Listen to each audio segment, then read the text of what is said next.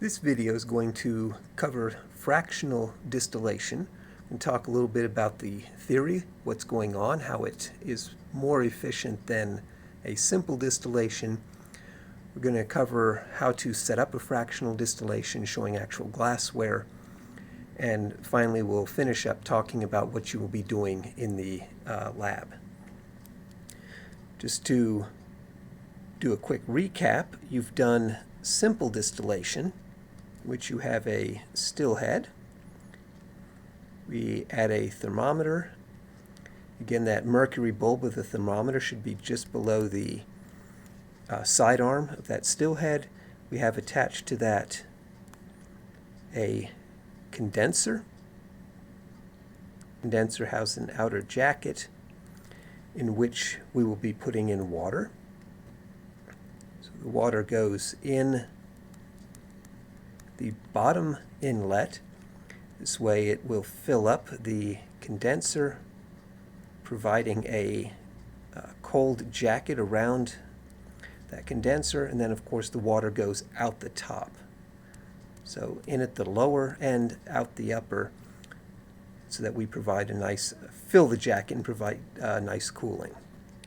And then of course we have a round bottom flask under that in which we have our sample.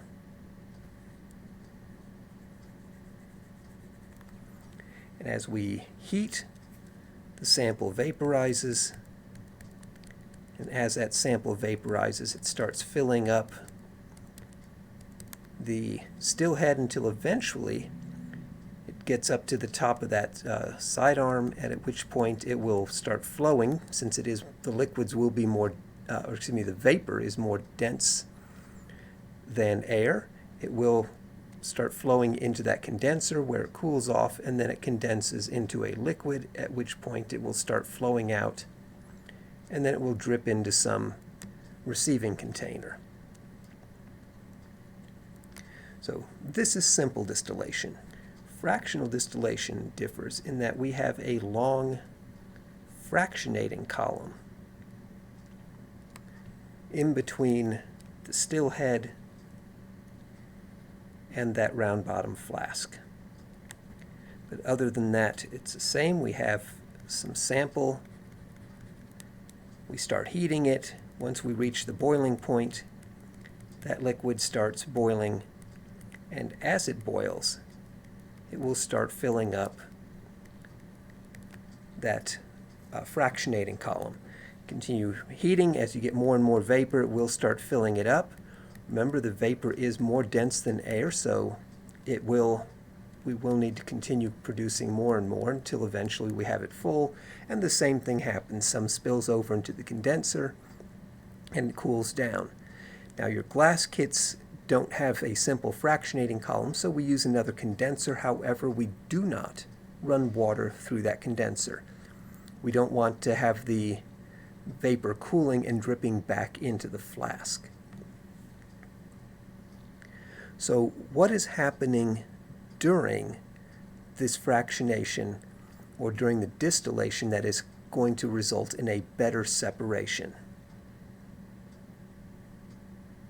Okay. So as I've mentioned, we start boiling. As we do so, that liquid vaporizes. What you need to remember, though, is that we have an equilibrium between vapor and liquid. An equilibrium does not imply we have equal amounts, only that we have a process by which some of the vapor will condense to liquid, and that liquid will then re-vaporize, going back to vapor again, and so that's a dynamic process that's constantly occurring. So some of this vapor that we have will condense, and we will end up with some liquid on the side of that container. So let's assume we start with a 50-50 mixture of cyclohexane and toluene.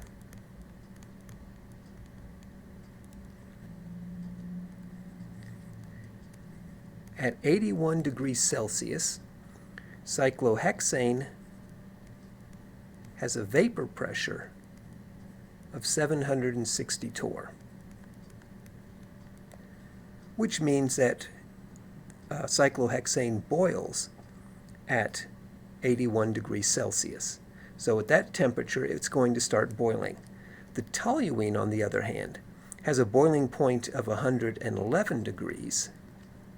So it's not going to have a vapor pressure of 760 torr. It's going to have one that is significantly less.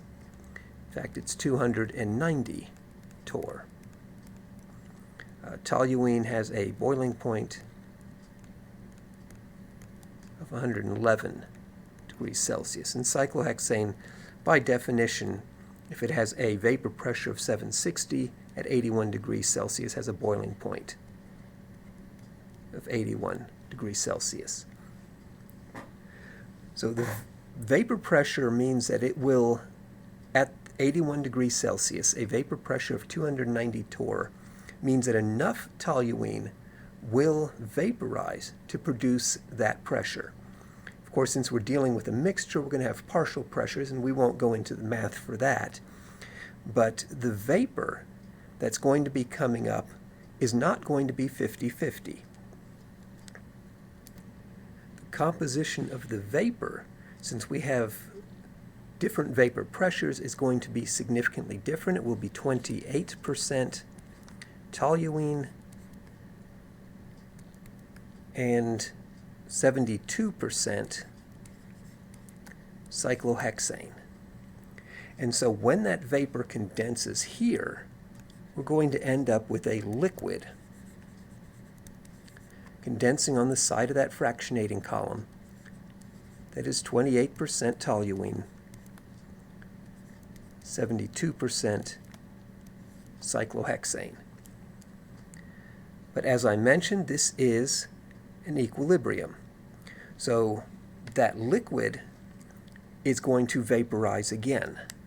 And so again, we're going to have a vaporization. The vapor is going to continue up the column. Since we're continuing to produce more and more vapor, it gets pushed up. And again, we get condensation again. But because the liquid is no longer 50-50, it's now 28% toluene and 72% cyclohexane, the vapor that comes up from that is going to be having even less toluene than before. So this vapor, the vapor that has risen from the condensed liquid, is going to be approximately 13% toluene, 87% cyclohexane, which means that the liquid that's now forming is also, when it condenses, is going to be 13% toluene, 87% cyclohexane. And again, the equilibrium continues. That liquid is going to vaporize again. We end up with a vapor, and since this vapor is coming from a liquid which has an even lower mole fraction of toluene, is going to be reduced still more. So the vapor is going to have a composition of 5% toluene, 95% cyclohexane. And when that vapor condenses, again we get liquid condensing, and the liquid is going to have that same composition. And so as you can see, each time we have this vaporization condensation, the liquid is getting more and more pure until eventually, depending on how many of these vaporization condensation steps we have, the vapor up here might be 98% cyclohexane and only 2% toluene, which means that's what your distillate is. The liquid that's finally coming out is going to have the same composition as the vapor that's entering that condenser. And so we can have a distillate then that is 98% pure cyclohexane and with only 2% contamination from toluene. So each of these vaporization condensation steps is referred to as a theoretical plate. So a theoretical plate is equal to 1 vaporization condensation step. The longer that fractionating column, the more theoretical plates we're going to have, or the more vaporization condensation steps we have. And so a longer fractionating column will result in a more pure sample. Simple distillation is considered to have just one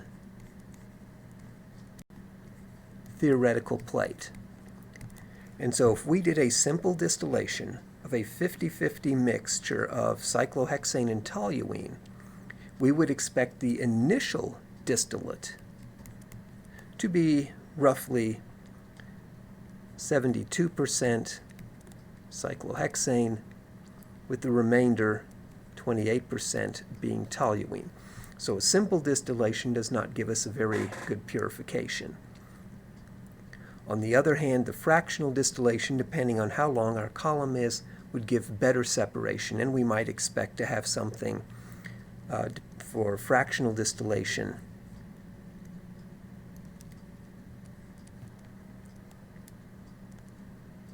the number of theoretical plates, of course, varies with column length. With the columns that we have in our glass kits, they're fairly short. You can expect somewhere between 2 to 3 theoretical plates, which means we would probably have a composition somewhere between the 13 and 5% toluene, or 87% to 95% cyclohexane. And so we get better separation with the fractional distillation because of that constant vaporization, condensation, and each time that occurs, we're getting a more and more pure sample because the initial vapor concentration is purified. An important caveat with this: I talk about the initial composition of the distillate. For the simple distillation, we're saying it would be roughly 72% of cyclohexane for a simple distillation. But as you continue to distill, since we are distilling the toluene, or excuse me, since we are distilling the cyclohexane faster than the toluene, that composition of the liquid is going to change. Initially, it is 50-50 mixture of cyclohexane and toluene. But as we distill, it will go from a 50-50 to 40-60 cyclohexane to toluene.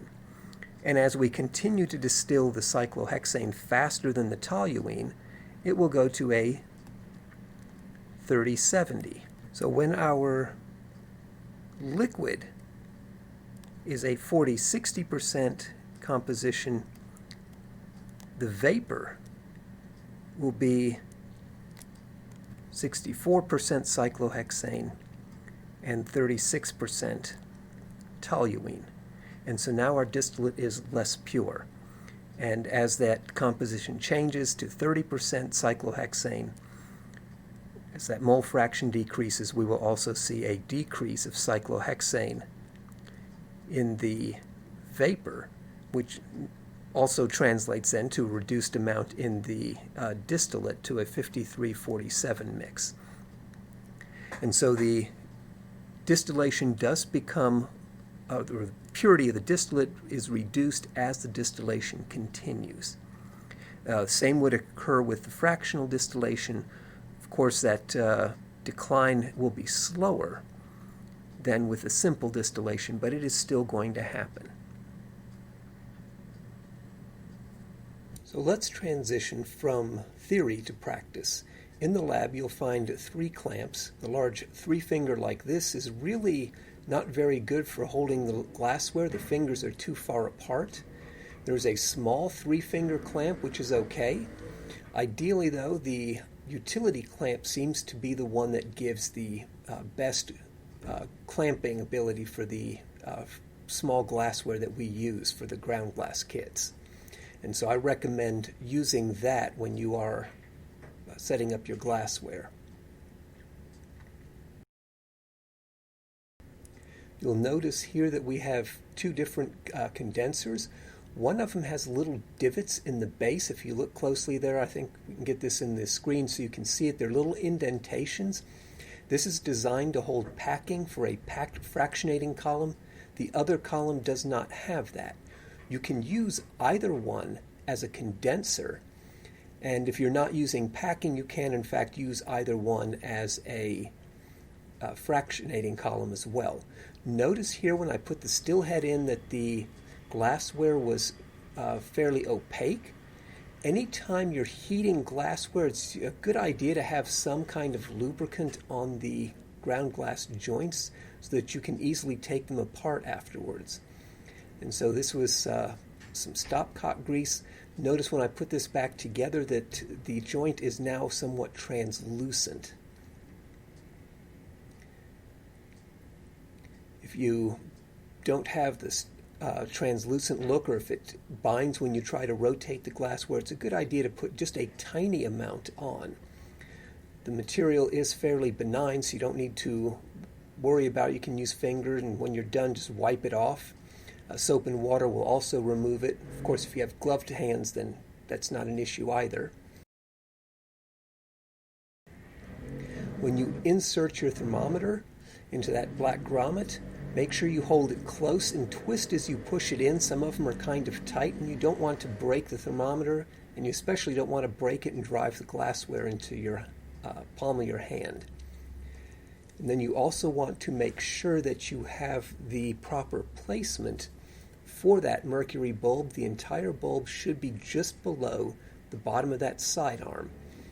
The thermometer is going to measure the temperature of that into which it is inserted. And if you have it too high, you won't get an accurate temperature reading.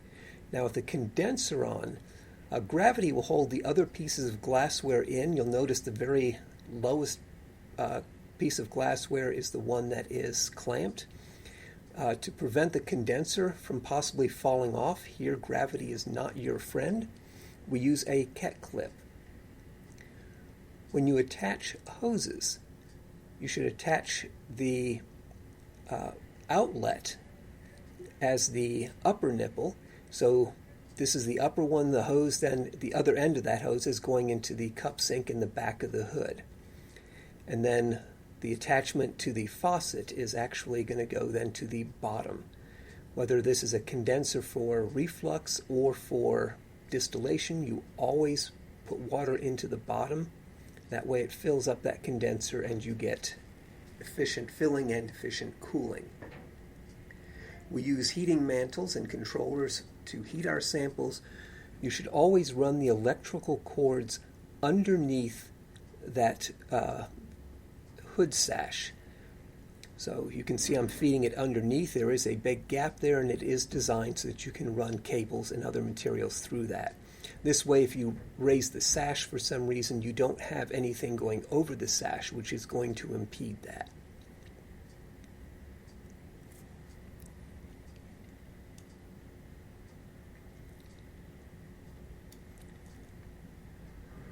So when you're ready to heat, you can lower this into the heating mantle for the heating. Notice what we have right now is a simple distillation. For a fractional distillation, all we do is raise up that upper part and insert the fractionating column in between. So that is the only difference really from a practical standpoint between the two. Now, here I'm just adjusting it so it's upright. Now for the fractionating column, we do generally insulate it. It's not absolutely necessary, but it does help to keep that glassware warm. If it gets too cold, that fractionating column will act as a condenser. And speaking of condensers, note that we do not run water through that condenser. If we did, then the liquid would never reach the top. It would always drip back down into the flask. Now, anytime you heat, you do want to have a magnetic stir bar in there. You want to have it stirring. Now before we add the liquid, we remove the heating mantle. Never pour over the heating mantle, because if you do have an accidental spill, you don't want to get that on the heating mantle itself. Then you can lower that back into the heating mantle after you've added your liquid and simply reassemble the glassware.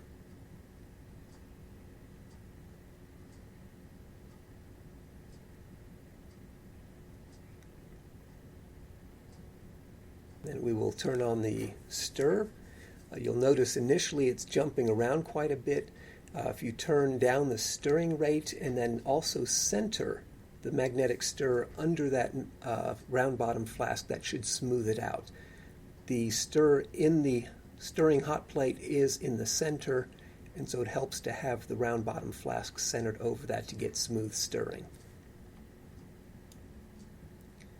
And finally, you'll notice that at this point the condenser is quite a bit above our receiving container, collecting in a graduated cylinder, and we have wooden blocks in the lab, and so you can simply stack some of the blocks. We have different sizes and thicknesses, so you can arrange those to get your receiving flask or graduated cylinder, whatever you're using as a receiver, close to that container, or to the end of the condenser. When you are done with the distillation or reflux or any other reaction, when you're done with the heating, just grab the clamp and raise the entire assembly above the heating mantle. Don't just turn off the power. That heating mantle is still quite hot. It doesn't instantaneously cool, so always raise the flask up. You can then remove the mantle and allow it to cool. And then when it's cool, you can disassemble and clean everything.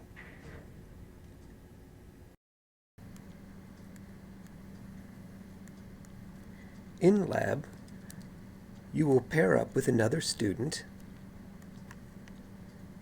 and you will both distill the same unknown mixture. However, one of you will use simple distillation.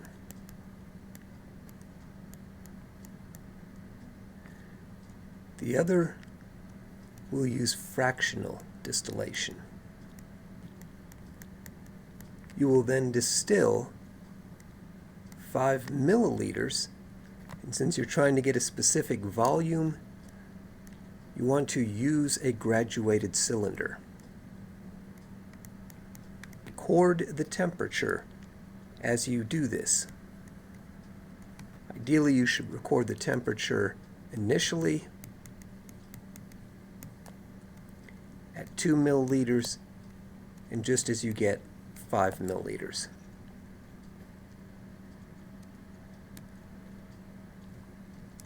So note in this picture that the top of that thermometer bulb is just even with the sidearm for the still head. If you have the thermometer bulb way up here, you'll be measuring the temperature of the air, not the vapor, because the vapors won't rise much above that level, and you want to have the entire bulb immersed inside the vapors. After you've collected your 5 mils, you will remove the distillation setup from the heat. You will then submit a gas chromatography or GC vial with some distillate. You will also submit a GC vial with the undistilled residue,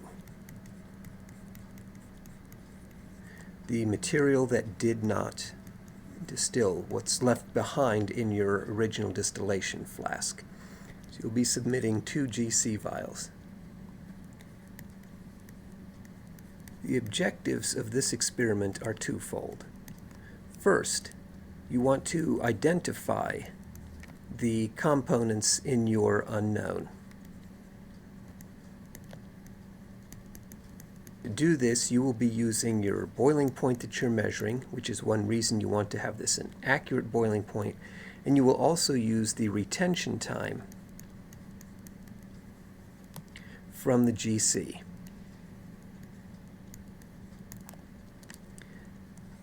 The second objective is that you want to compare the efficiencies of separation of simple distillation